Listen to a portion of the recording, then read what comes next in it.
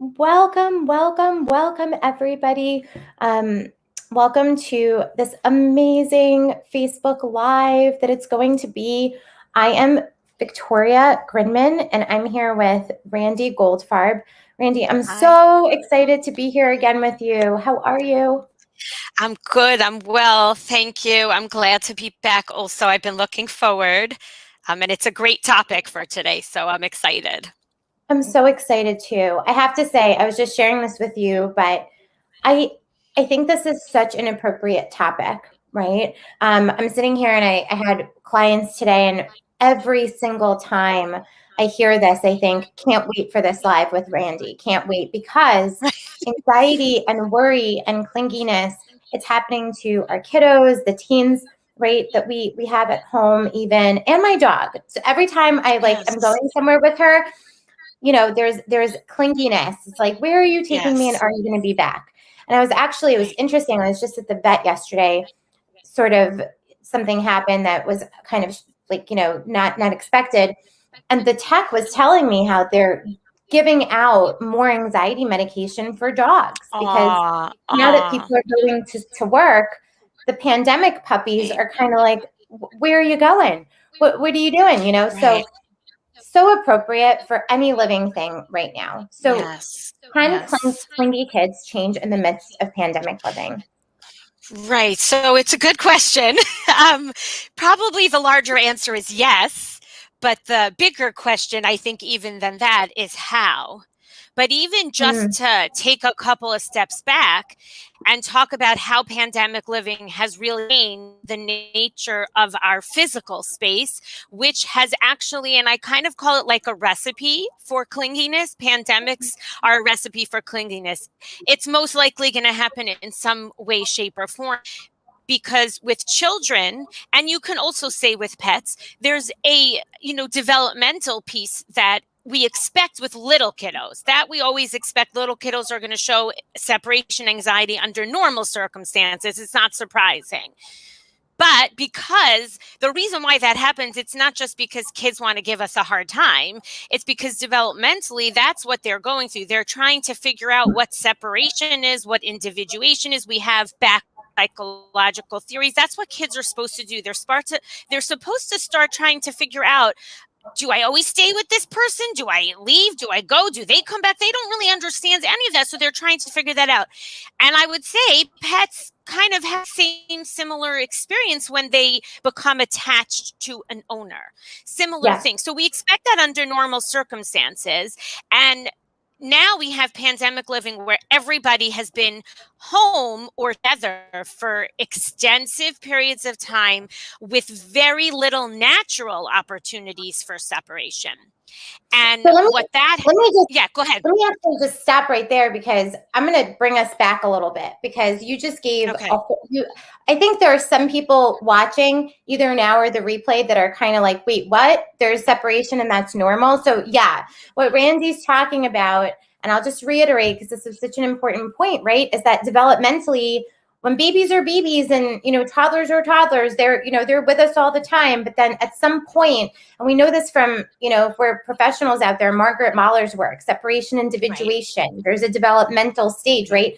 Where kids are like, okay, all right, well, is it safe to separate and then come back? Will you still be there, right? It's like Right. learning how to navigate. So you're saying, and Correct. this is such an important point, this is normal. This is like normal separation Yeah. stuff. But now with the pandemic, the norm has been just exacerbated. Like it's not just a Correct. normal separation, challenge or, developmental challenge that we have to get through. Right. Now you're saying that it's created more anxiety, more separation anxiety. Right. Mm-hmm. Exactly. And that's why we're seeing more clingy behaviors. Yeah. Because, if I could share from my own personal experience when I was learning to separate with a young son for the first time, the clingy piece is when the child is like ripping your shirt as you're trying to put them down. So we can imagine a whole level of gradations of that with clingy behavior. And that's typically because children are anxious. They're so used to being connected with you. So that's really what it's about. They're used to being in close proximity. Pets also. Close proximity makes you feel connected. right? And you're getting a ton of attention. I mean, how wonderful is that? I No love matter it. what, pandemic living or non-pandemic living or post or whatever, it's great.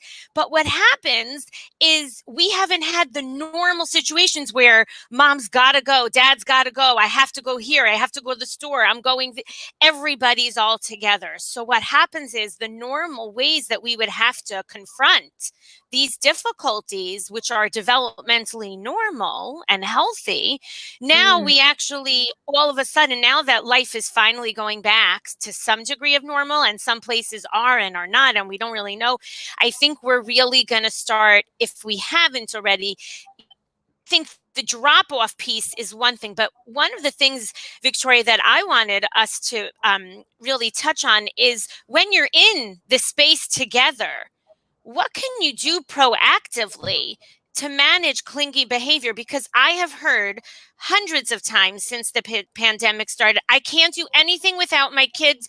You know, I'm in the middle of a Zoom call for work and my kids are like hanging off Right on. me. Yep. On top of me, you know, I'm trying to talk to someone for the first time all day and my child is in my face pulling the phone away. Or I try to go here and I have someone attached to my leg.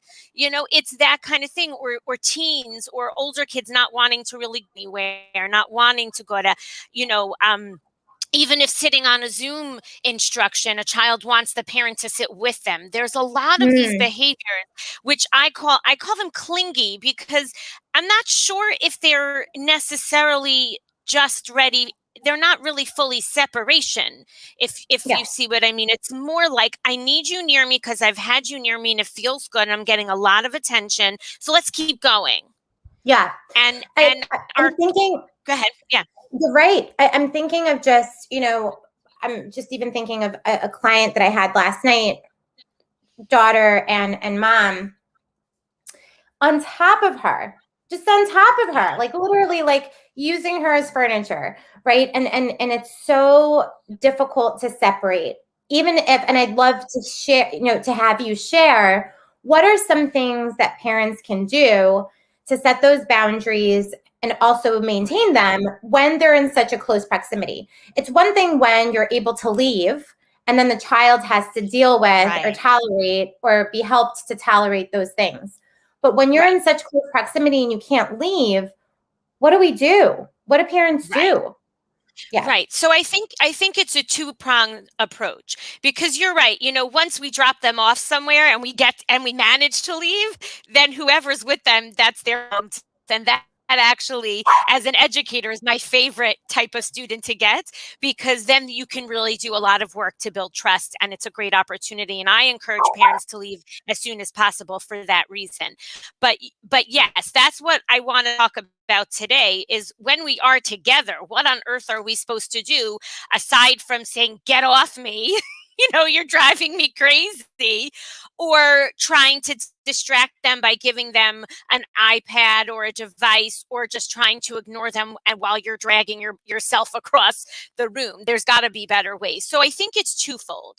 So the first thing I think is being proactive in different situations to start mindfully building certain skills that will help with building skills to tolerate a physical separation.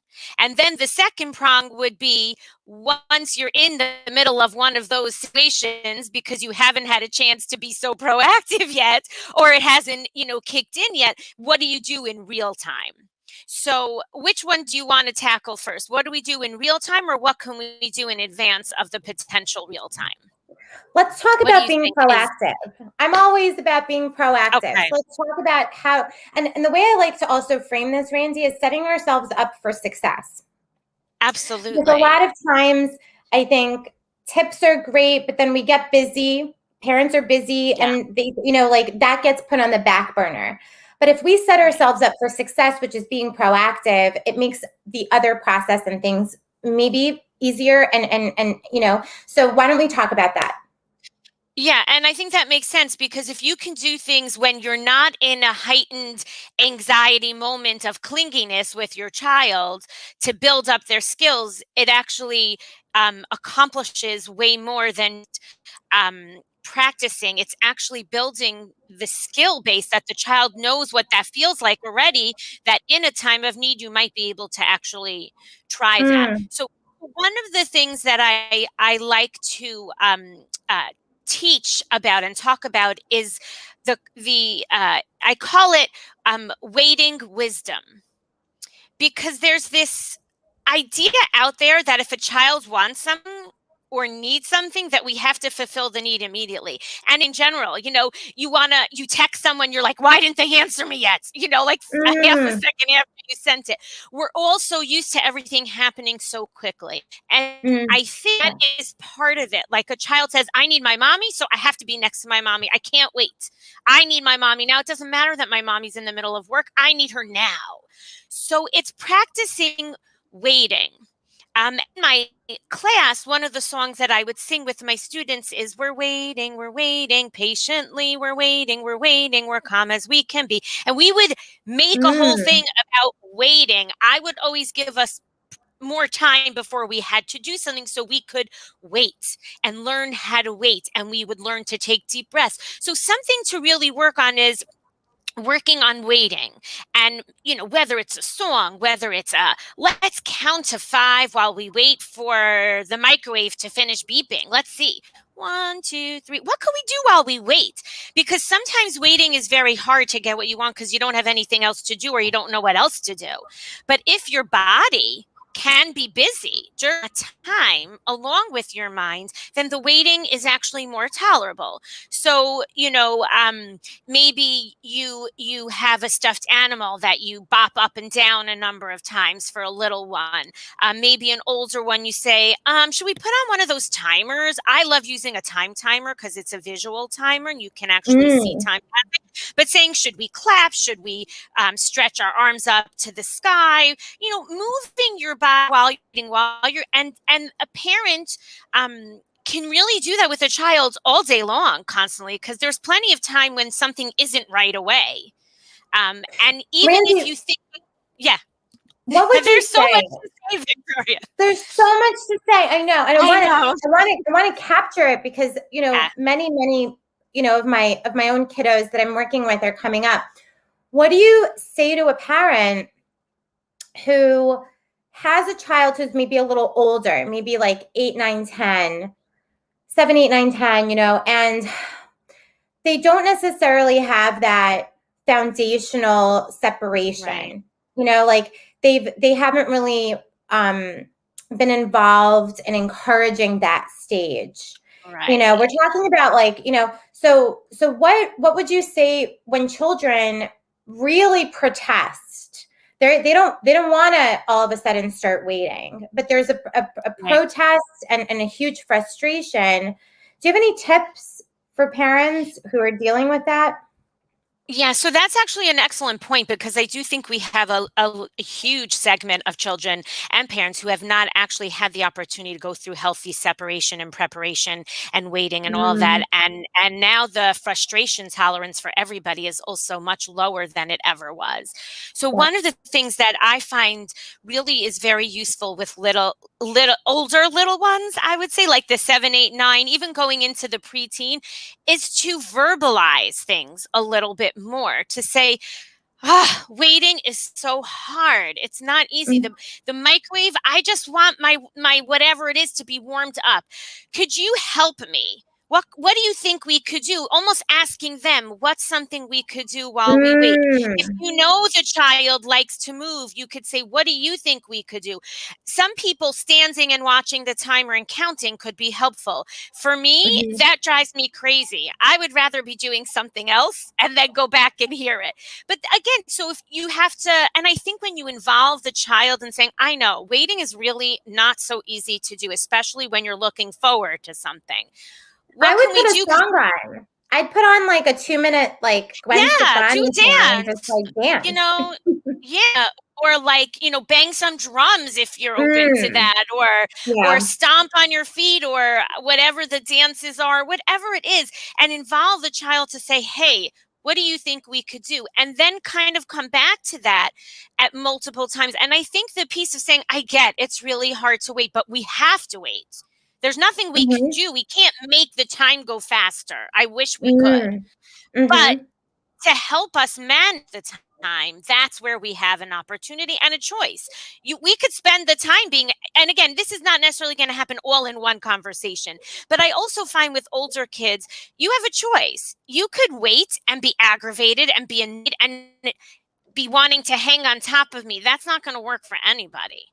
So Mhm. what's another option that we'll all be smiling and much happier about? And I have a feeling the time will even pass quicker if we Oh, can I do like that.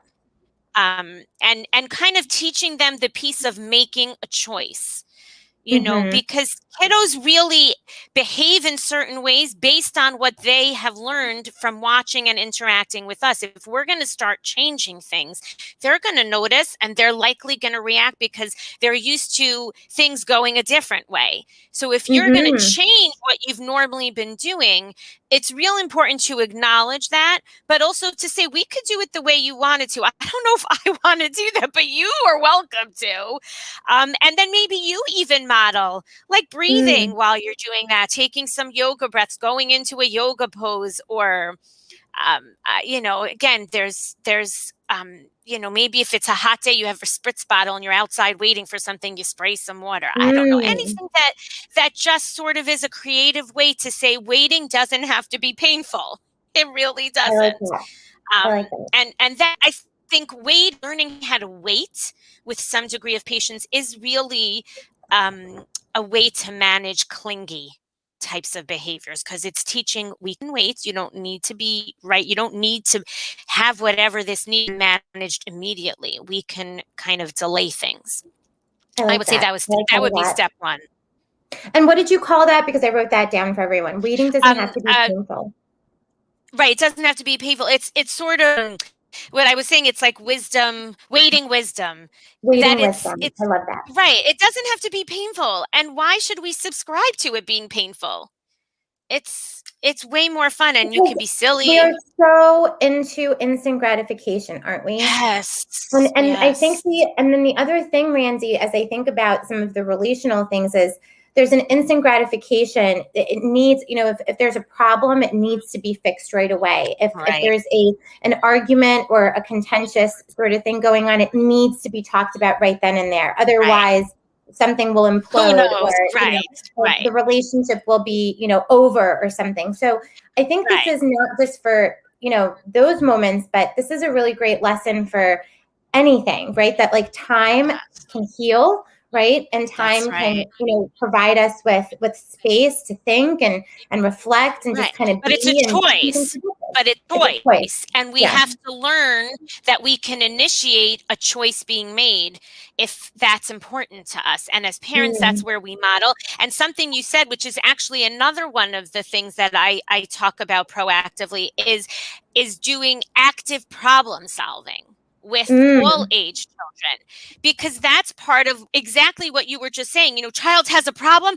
Oh no, I need my mommy. I need a hug. I need a this. I need to sit on your lap. I have a break, whatever. I need it right away. So if we start talking to kiddos about, you wanted to read that book and it's not there now, or you wanted this. What could Hmm. we do? Oh, let's problem solve.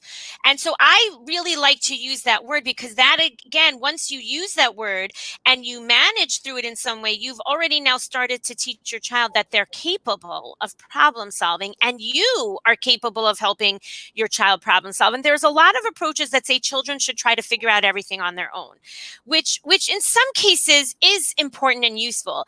I do think in pandemic and post and whatever phase of pandemic we're in, I feel like that's changed a little bit, because we're on top of each other all the time. And we Mm-hmm. have to maybe almost go backwards a little bit to say, let's go back to like the way people problem solved back when they didn't have immediate fixes for things and they really had to come up with a solution. I have a book I read to my children, and I haven't in a while, but I love to read. It's Something from Nothing. It's about this boy that gets that color father makes. And over the course of the year, they make it into 16 different things, ultimately into a button, as each part doesn't become useful. Those kind of days don't exist anymore, where we take time to problem solve. The jacket doesn't fit anymore. Well, we're not going to just throw it out. We have to figure out how to use it. Now, if the jacket doesn't fit, we throw it out and we get a new one, or someone gives us a hand-me-down or whatever. We're not used to taking to have patience, really. So I find if we problem solve proactively, that actually builds a child's confidence that they can kind of navigate certain steps before needing a solution from someone else or help from someone else. Or they might realize, hey, I can go talk to my mom and say, I have a problem. I need help to solve it. And then you can kind of go through some of the thought, give them some guidance and tips on how to go about that. Absolutely. And Randi, you're bringing up so much rich stuff, because as I think about all of the different things that children get to learn as they're developing, and what you're speaking to really dives into trust, right? Trusting that an adult can actually help, right? And also trust within ourselves that we're able to problem solve. It also really, as I work with older kids and older adults or young adults, right? I look at so much helplessness. There's so much helplessness out there, and I can't do this on my own. And when you look back and how all that developed, it was because so many things were done for them, or there was a lot of rescuing going on. And so what you're really talking about is not just about time and being patient and not being clingy, but also it talks about all of these other things that are so important when we talk about relationships, relationship with oneself, relationship with another. So this is great. I love it.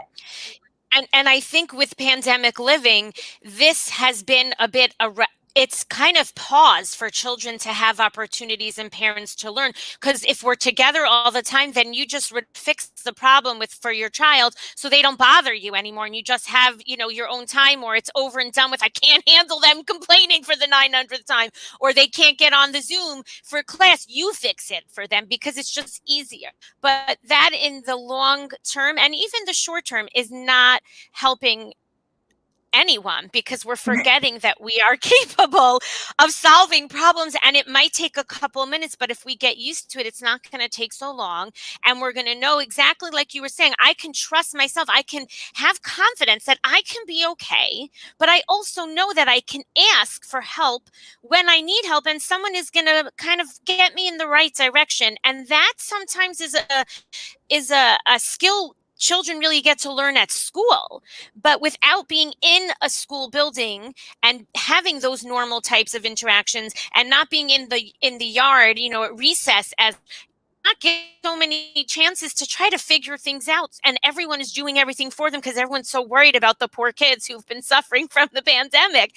But I think we really have to take some steps back and say, we've got to kind of regroup and almost kind of take a bunch of steps back to say, let's not continue to live in this angst space, but let's create some distance from that to say we can do things a little bit different. And I know it might not even sound like we're talking about clinginess per se, but really these are things that are rooted behind how clinginess behaviors can start to creep in when these types of skills are not developed.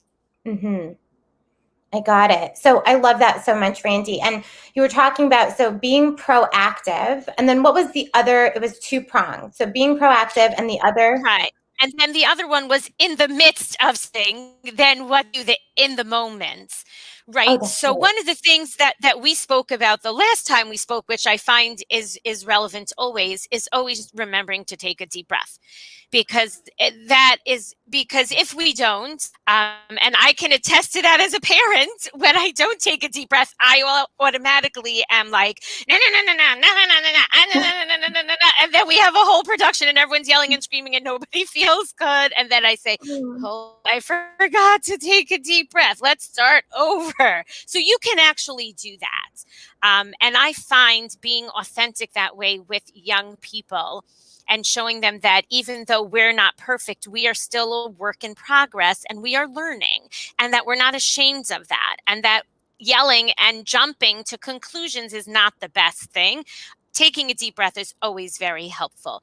One of the things that I encourage parents to do, and actually educators, if a child is like physically like hanging on them, to say to them, I see you really want to be near me and I love having you next to me.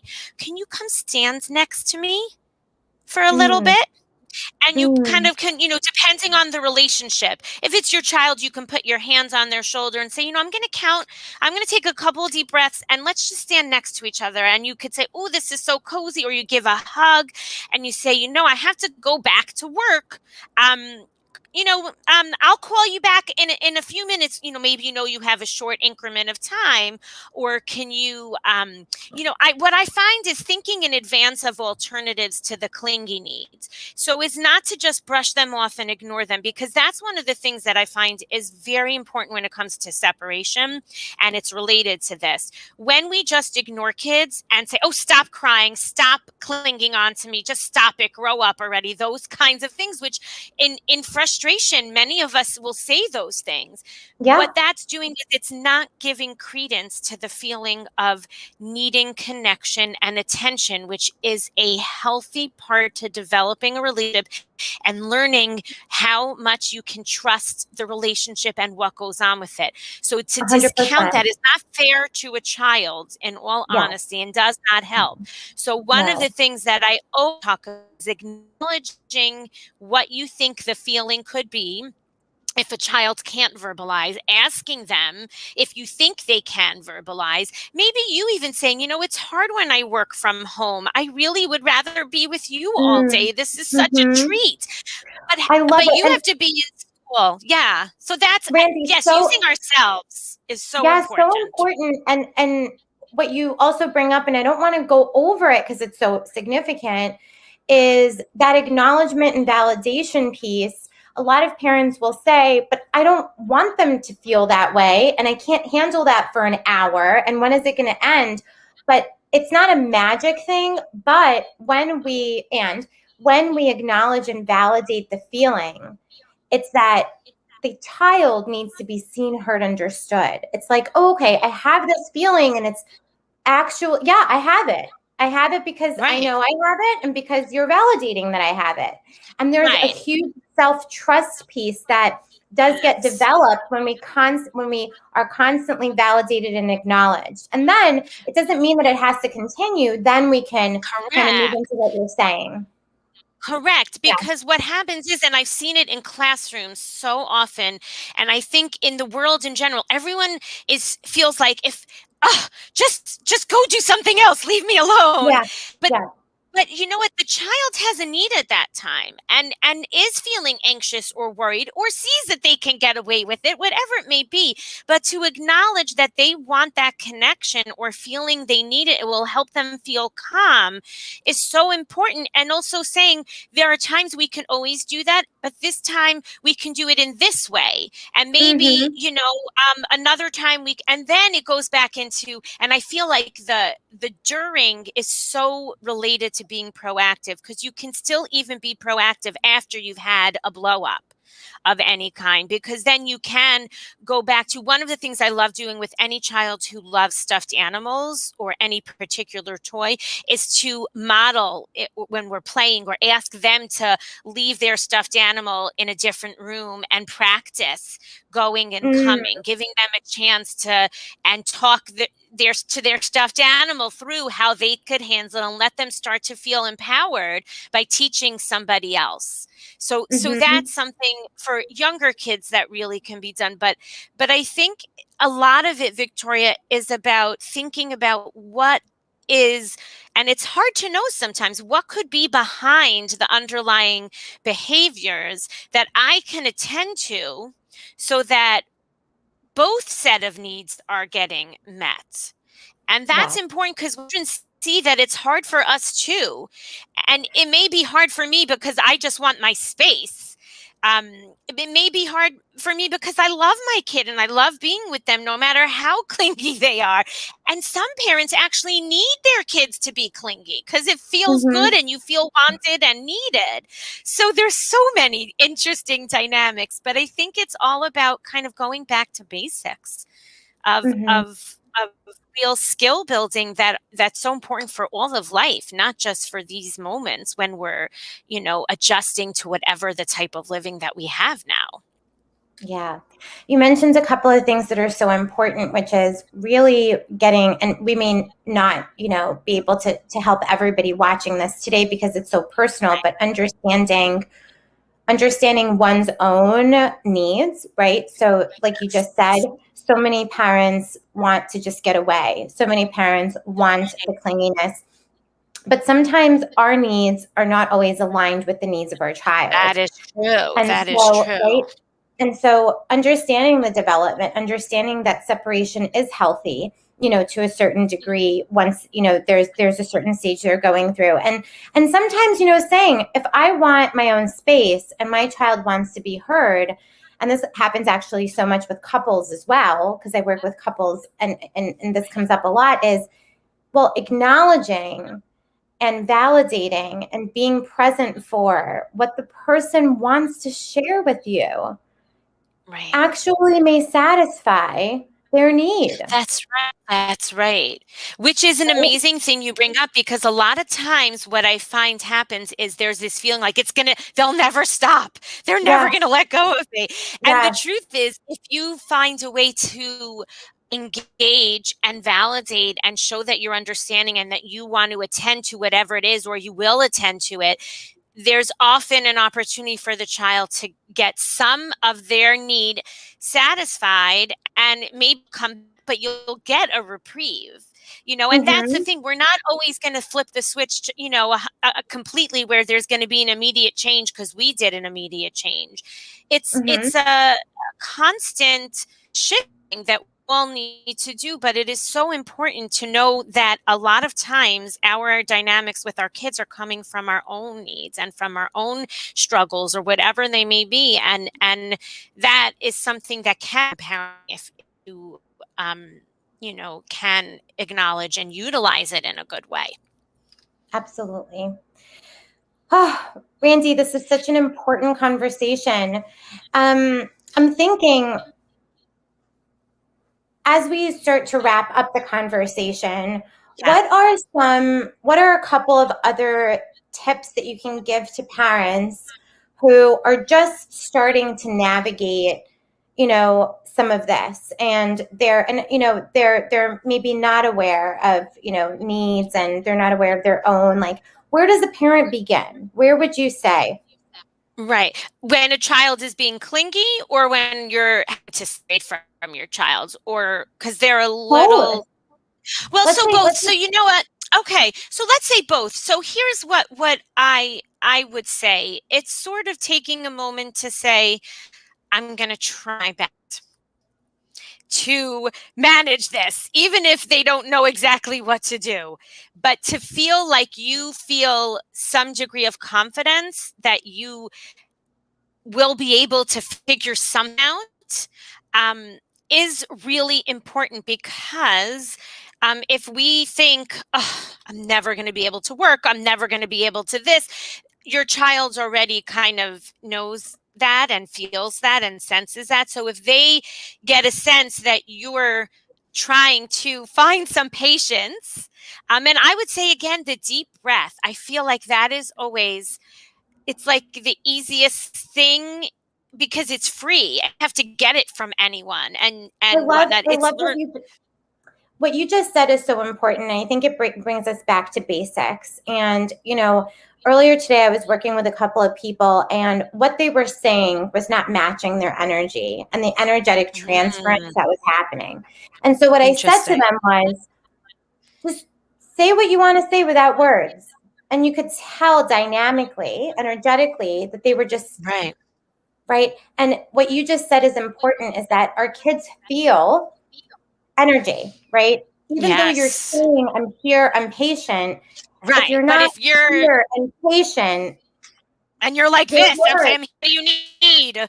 That's not, a child is not going to feel heard and that you want to have anything to do with them in the moment. So you're absolutely right. And that's part of the reason why when I said, when, learning about waiting and things like that, learning to use our bodies, it's really important to kind of think about how your body and mind and heart are all connected, and that it is important for, if we're feeling a certain way and we think it's a productive feeling that somebody will appreciate, then we will express that. But if we know that that's not like this kind of negative type of stance, or you're kind of coming with your, or your shoulders up or anything like that, that's not going to be helpful. That, I think, is something that most adults do know and can hear and say, that's probably not a great idea. And that's why taking a deep breath can actually help you almost change your whole body alignment to say, okay, what's going on here? Let's try to figure this out right now. Something like that, even. What's going on here? Let's try. But saying it in a calm way where your energy is saying, what's going on? And that's really where the breath comes in. That's really where the breath and the self-work comes in. And that's why I love this. Absolutely. It really comes back to the basics of, being able to. It always does. Be over here. It really does. It does. It really does. And I feel like, I was going to say one last thing, Victoria, that I feel like the pandemic has actually created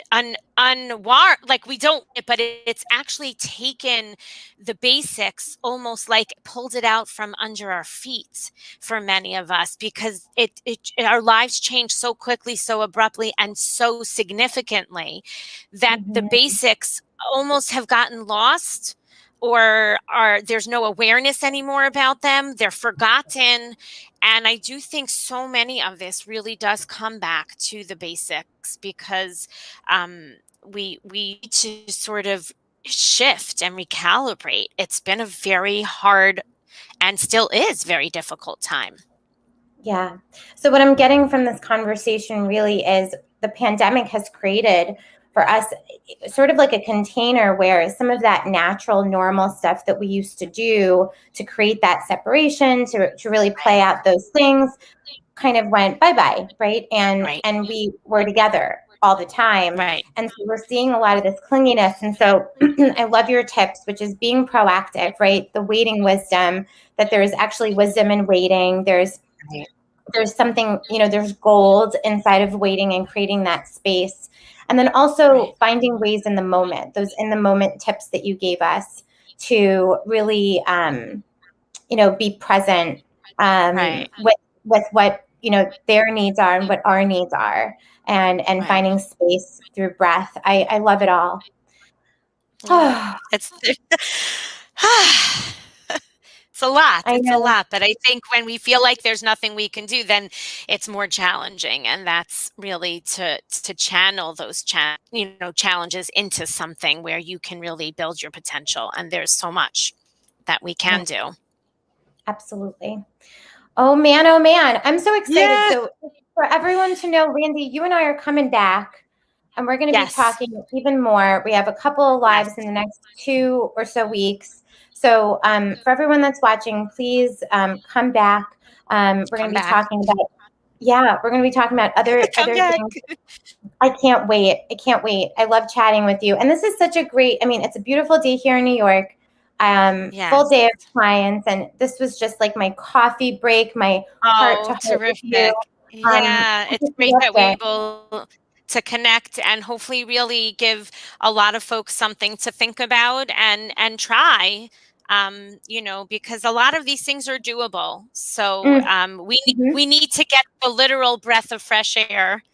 And also think about what this breath of fresh air can actually do to our day-to-day interactions. So thank you for inviting me. It's really always, I feel like we've been talking for years already, but it's very wonderful to talk with you and to discuss these really important topics. Absolutely. I'm so happy to have had you. And we will see, what is it, next week? I think so already. I think actually, it's not next week. Next week it's in 2 weeks? Oh, wait. No, it's next week at some point. Oh no, it's Okay, in 2 weeks. On is it in 2 weeks? May 4th. Yep, May 4th. Oh, right, May 4th. Yes. And then May 20th. May 4th Right. and May 20th. May 4th will be at 2 and May 20th will be at 2 p.m. Eastern Standard Time. Come with your copy.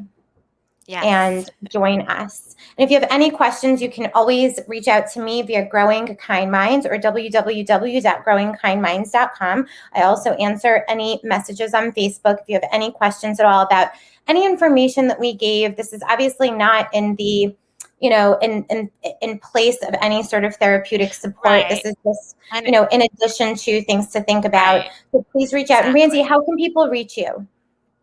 People can reach me by email, Randi, R-A-N-D-I, at zaknat.com, Z-A-K-N-A-T with the word and. It's a little bit complicated the way I said it. I think I said it all.